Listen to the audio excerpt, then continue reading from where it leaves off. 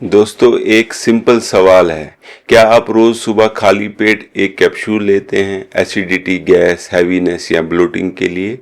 और उस कैप्सूल के पीछे अगर आप ध्यान से देखेंगे तो दो नाम लिखे होते हैं। एक तो आप जाने पहचाने एसिड सप्रेसर होते हैं, जैसे कि जिस पे लिखा होगा रेबिप्राजोल, पेंटाप्राजोल या एसएमपीराजोल। और साथ में एक और नाम है जो बहुत ज़्यादा ज़रूरी है, उसको हम बोलते हैं लीवोसल्पिराइड। ये आपको अलग अलग ब्रांड्स में मिल सकता है। पेंटोसिड एल, सोमप्राज एल, रिकूल एल, राजो एल, नियोप्राइड टोटल और भी कई सारे दूसरे कॉम्बिनेशन में।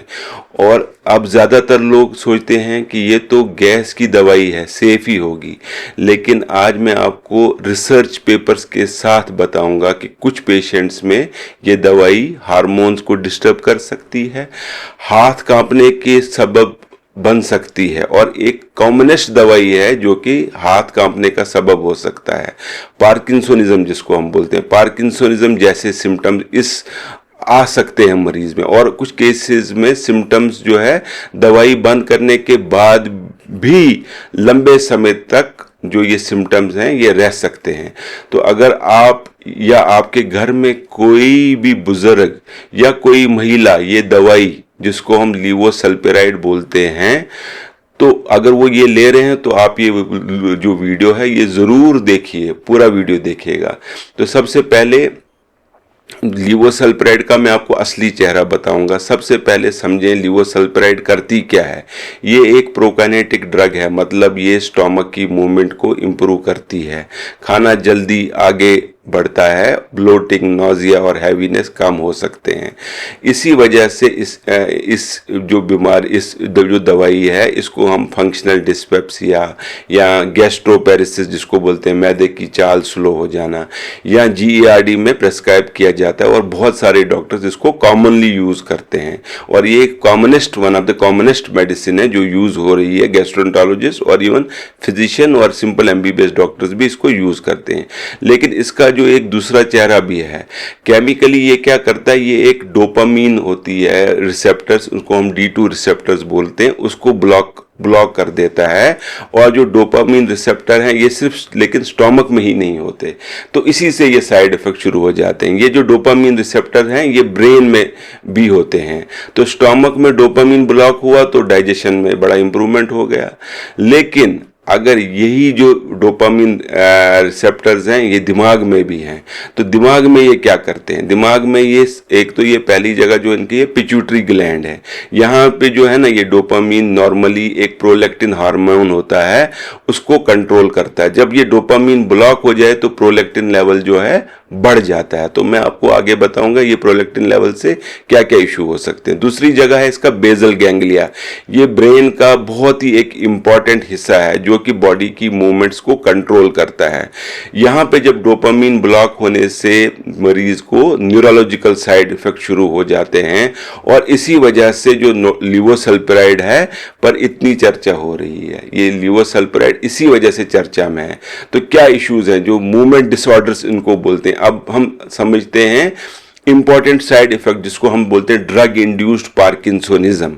तो ये जो है ये पूरी रिसर्च के साथ में पूरी जिम्मेवारी के साथ बता रहा हूं कि ये जो ड्रग इंड्यूस्ड पार्किंसोनिज्म है इसमें ये एक one of the commonest drug है लीवोसल्पिराइड।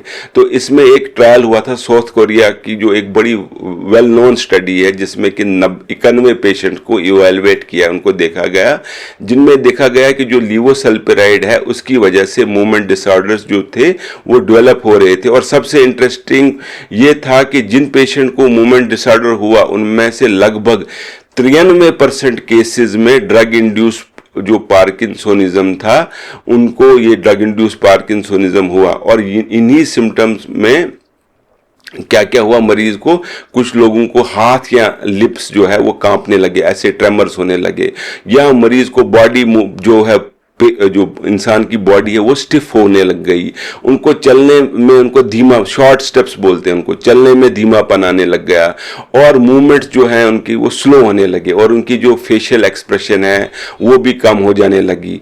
तो अब एक बहुत इम्पॉर्टेंट बात, कई बार पेशेंट को जो है ना वो देख कर लगता है कि ये जो है पार्किंसोनिज्म डिजीज हो गई है। जब उनको ये सिम्टम दिखते हैं उनको लगता है पार्किंसोनिज्म की जो है डिजीज हो गई है, और कुछ केसेस में पार्किंसन की मेडिसिन भी शुरू कर दी जाती है। लेकिन असल में सवाल है कि क्या उनको कोई गैस्ट्रिक दवाई तो नहीं चल रही थी, और क्या हम जब काफ़ी बार ये पता चलता है, और न्यूरोलॉजिस्ट भी आजकल देखते हैं कि उनको जब वो हिस्ट्री लेते हैं प्रॉपरली तो पता चलता है उनको यही दवाइयाँ, जैसे लीवोसल्पराइड थी तो ये जैसी दवाई चल रही थी। और एक कंडीशन जो है और देखी गई है, एक तो मैंने पार्किंसोनिज्म बताया, उसको तो बोलते हैं हम टार्डिव डिस्काइनीजिया। टार्डिव डिस्काइनीजिया में क्या होता है, इसमें लिप्स है या टंग है या फेस है, इनकी इनवॉलेंट्री मूवमेंट्स जो है वो शुरू हो जाती हैं, और पेशेंट जो है वो कंट्रोल नहीं कर पाता, मतलब खुद ब खुद उनकी मूवमेंट्स, जैसे कि लिप्स में हो गई ऐसे मूवमेंट होती है, टंग की मूवमेंट होती है। और कुछ स्टडीज में ये देखा गया, जो अफेक्टेड पेशेंट थे 10 से 40% तक, डिफरेंट रिपोर्ट्स में देखा गया कि 10 से 40% तक पेशेंट्स में ये टार्डिव डिस्काइनेसिया डेवलप हो गया। और कुछ पेशेंट में सिम्टम दवाई बंद करने के बाद भी पूरी तरह रिजॉल्व नहीं हुए। तो ये जो आपको इसका बहुत ज़्यादा ध्यान रखना है। ये जो दवाई है, अगर मरीज ने, डॉक्टर ने तो लिख दी दवाई, लेकिन उनको लगा कि नहीं मुझे इससे इंप्रूवमेंट हो गई, तो वो कंटिन्यूअस ये दवाई खाते रहते हैं। तो जब पता चलता, कभी कोई 1 साल के बाद आ गया, कभी 6 महीने के बाद आ गया, तो पेशेंट या कभी किसी ने न्यूरोलॉजिस्ट को दिखा दिया। तो ये दवाई का बहुत ध्यान रखना। और अब एक और प्रॉब्लम है, उसको हम बोलते हैं एक्यूट डिस्टोनिया। एक्यूट डिस्टोनिया होगा, अचानक मसल जो है, मसल में स्पाज्म, अचानक मसल जकड़ जाती है, तो गर्दन टेढ़ी हो जाती है ऐसे, या जॉ लॉक होने लगता है, तो इस और मसल्स की जो है ना पेनफुल कंट्रैक्शन होती है। ये रिलेटिवली अनकॉमन है एक्यूट डिस्टोनिया, लेकिन कभी कभी इमरजेंसी सिचुएशन में ऐसा भी मरीज जो है वो प्रेजेंट कर सकते हैं। सबसे ज्यादा किन लोगों को रिस्क है अब इस दवाई का, तो सबसे इंपॉर्टेंट है कि किन लोगों को ये रिस्क होता है। उन लोगों को जिनकी उम्र 60 साल से ज्यादा है, लेकिन ये आप ना सोचिएगा कि वो अगर मरीज कोई लॉन्ग स्टैंडिंग दवाई ले रहा है, ये लीवोसल्पराइड, तो उनको नहीं हो सकता। ये यंग एज में भी हो सकता है, 60 से कम में भी हो सकता है। फीमेल जेंडर्स भी एट रिस्क होते हैं, या हाई डोज में किसी को दवाई चल रही है, या लॉन्ग ड्यूरेशन से चल रही है, या जिनको पहले से ही न्यूरोलॉजिकल डिजीज है। और इसके लिए एल्डरली पेशेंट में एक्स्ट्रा कॉशन बहुत ज्यादा जरूरी है। ये हो गया मूवमेंट डिसऑर्डर्स, जो मैंने आपको बताया। लीवोसल्पराइड एक नोटोरियस दवाई जो कि ड्रग इंड्यूस पार्किंसोनिज्म में एक इंक्रीमेटिंग एजेंट माना जाता है। उसके बाद हो गया, इस दवाई के और भी साइड इफेक्ट्स होते हैं, वो हम हार्मोनल साइड इफेक्ट्स बोलते हैं। अब बात करेंगे कि लीवोसल्पराइड जो है उसके कुछ सबसे कैरेक्टरिस्टिक साइड इफेक्ट्स होते हैं, जिसको मैंने आपको लास्ट टाइम भी बताया, हाइपर प्रोलैक्टिनीमिया बोलते हैं। ये प्रोलैक्टिन जो हार्मोन है, ये इसमें क्या होता है, ये बढ़ जाता है, उसी को हम हाइपर प्रोलैक्टिनीमिया बोलते हैं। रिसर्च बताती है, और ये बार बार डॉक्यूमेंट किया गया है, और एक प्रोस्पेक्टिव स्टडी में भी देखा गया है, जिन पेशेंट को डिस्पेप्टिक सिम्टम्स को फॉलो किया गया, और उनमें काफ़ी सारे लोगों में जो गैलेक्टोरिया डेवलप हो गया। गैलेक्टोरिया का मतलब है प्रेगनेंसी के बिना ब्रेस्ट से डिस्चार्ज होना शुरू हो जाता है। अब सोचिए, एक महिला एसिडिटी की दवाई जो है वो ले रही थी, एक लेडीज, कुछ हफ्तों के बाद उसको ब्रेस्ट से डिस्चार्ज नोटिस होने लग गया। तो वो डर लग गया कि पता नहीं कोई उल्टी बीमारी, कोई कैंसर तो नहीं हो गया, कुछ तो नहीं हो गया। तो वो टेस्ट करवाते हैं, प्रोलैक्टिन लेवल कराते हैं, कुछ लोग एमआरआई भी करवा रहे हैं, और फिर पता चलता है कि जब उनको डॉक्टर प्रॉपरली अच्छी तरह पूछता है तो उनको पता चलता है तो असली कल्प्रिट तो ये लीवोसल्पराइड थी। तो दवाई बंद करने के बाद कई पेशेंट्स में जो है, जो ये प्रोलैक्टिन जो है कुछ दिनों में नॉर्मल हो जाता है। तो महिलाओं में क्या क्या सिम्टम्स हो सकते हैं जब ये लीवोसल्पराइड लॉन्ग टर्म ले रहे हो? उसमें एक गैलेक्टोरिया है, जो मैंने बताया, मिल्क सेक्रेशन, और इर्रेगुलर पीरियड्स भी हो जाते हैं। इर्रेगुलर पीरियड्स या एमिनोरिया, या पीरियड्स ही बंद हो गए, या इनफर्टिलिटी हो गई, उनको जो है वो बच्चा ही नहीं रह रहा है। तो ये सारे ही सिम्टम, या कभी कभी लिबिडो भी कम हो जाता है। और मर्दों में क्या है, मर्दों में गायनिकोमेजिया, जैसे ब्रेस्ट एनलार्जमेंट मर्दों में हो जाती है, या सेक्सुअल डिस्फंक्शन, या लिबिडो में भी कमी हो जाती है। यही इसलिए ये जो हार्मोनल सिम्टम्स हैं लीवोसल्पराइड के, ये कभी भी इग्नोर नहीं करने चाहिए और ये लीवोसल्प्राइड का ध्यान रखना चाहिए। अब एक स्पेशल वार्निंग इंडियन पॉपुलेशन के लिए, देखिए ये यहाँ पे क्या है, ये मैं एक आपको प्रैक्टिकल बात बताता हूँ। इंडिया और जो हमारे नेबरिंग कंट्रीज हैं उनमें क्या है, लीवोसल्प्राइड जो है ये कॉम्बिनेशन में यूज होती है। मतलब लीवोसल्प्राइड जो होगी, किसी जैसे कोई भी ब्रांड होगा उसमें पेंटाप्रोजोल 40 मिलीग्राम और लीवोसल्प्राइड 75 मिलीग्राम, जो कि काफ़ी ज़्यादा है, या रियोबिप्रोजोल के साथ लीवोसल्प्राइड ले रहे हैं। तो ये जो पेशेंट्स हैं ये महीनों तक उनको ये दवाई बहुत इफेक्टिव है, तो वो क्या करते हैं, उनको पसंद आ जाती है, वो बोलते हैं ओह ये तो मैं सारे सिम्टम्स इंप्रूव हो गए। तो वो क्या कभी कभी महीनों या सालों तक ये दवाई जो है लेते रहते हैं बिना फॉलोअप किए, बिना किसी रिव्यू के।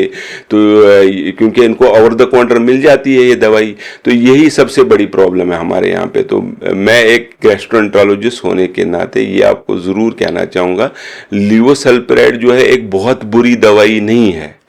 सही पेशेंट में, सही इंडिकेशन में, और अगर लिमिटेड ड्यूरेशन के लिए ये दवाई काफ़ी इफ़ेक्टिव हो सकती है। प्रॉब्लम तब शुरू होती है जब ये महीनों या सालों तक दवाई जो है बिना रिव्यू, बिना कंसल्टेशन के आप चलाते रहो। अब ये हमें क्या क्या करना चाहिए, तो सवाल यही है कि अब क्या करें। क्या एसिडिटी की दवाइयां बंद कर दें? बिल्कुल नहीं, मैंने वो नहीं बताया, लेकिन समझदारी जरूर दिखाएं। देखो सबसे पहले नंबर 1 समझदारी क्या है, सेल्फ मेडिकेशन को अवॉइड करें। नंबर 2, अगर लीवोसल्फराइड आप ले रहे हैं 4 से 8 हफ्तों से ज्यादा चल रही है दवाई, तो डॉक्टर से रिव्यू जरूर करवाएं। महिलाओं में अगर पीरियड्स रेगुलर हो गए, इरेगुलर हैं या बेस्ट डिस्चार्ज हो रहा है, डॉक्टर को जरूर बताएं और लीवोसल्फराइड का नाम मेंशन जरूर करें कि जी मैं ये दवाई खा रहा हूं। और बुजुर्गों में हाथ कांपना, बॉडी स्टिफ लगना, स्लो चलना, फेशियल एक्सप्रेशन कम होना, इन सिम्टम्स को एजिंग समझकर इग्नोर ना करें। देखिए कि कहीं पर उसको ये दवाई तो नहीं पेशेंट को चल रही है। और नंबर 5, अर्ली डिटेक्शन जो है वो सबसे ज़्यादा ज़रूरी है। जितनी जल्दी कल्प्रिट ड्रग जो है वो पहचानी जाएगी, उतना ही बेटर रिकवरी के चांस होते हैं। तो और मैं आपको बताना चाहूँगा, लीवोसल्फराइड कभी कभी जो है नींद बढ़ा सकता है, ड्राउजीनेस बढ़ सकती है, और कभी हार्ट में एक क्यूटी प्रोलॉन्गेशन बोलते हैं वो भी हो सकती है। तो ये सारे मैंने आपको दोस्तों बता दिया है कि ये लीवोसल्फराइड के क्या क्या साइड इफेक्ट्स हो सकते हैं। देखिए मकसद जो है ना, डर पैदा करना नहीं है, मकसद ये है कि एक इन्फॉर्म डिसीजन लेना चाहिए। हर दवाई के फायदे होते हैं और हर दवाई का कुछ रिस्क भी होते हैं, चाहे वो हमारी दवाई है, एलोपैथिक है या होम्योपैथिक, कोई सी भी दवाई है, साइड इफेक्ट्स तो जरूर होते हैं। तो लीवोसल्फराइड भी इसीलिए मतलब जो साइड इफेक्ट इसमें भी हैं। और अगर आपके घर में कोई भी बुजुर्ग या महिला पेंटोसिड एल, सोमप्राज, रिकूल एल, ये या कोई भी ऐसी दवाई जिसमें कि लीवोसल्फराइड कॉम्बिनेशन को लंबे समय से ले रहे हैं, ये आप याद रखिएगा, लंबे समय से ले रहे हैं, या इनको कोई सा भी इंपॉर्टेंट सिम्टम्स होते हैं, तो आज ही आप अपने डॉक्टर को उससे उनका जरूर एक बार रिव्यू करवा लीजिए। और अगर ये आपको वीडियो यूजफुल लगी तो इसे अपनी फैमिली और फ्रेंड्स के साथ जरूर शेयर करें। कमेंट्स में जरूर बताइए क्या आपने या आपके किसी भी जाने वाले ने लीवोसल्फराइड के साइड इफेक्ट्स एक्सपीरियंस किए हैं। मैं डॉक्टर अदनान रफीक हूं, CLDD हॉस्पिटल जम्मू से। मिलते हैं अगली एविडेंस बेस्ड वीडियो में, तब तक टेक केयर और इन्फॉर्म्ड रहिए। बहुत शुक्रिया।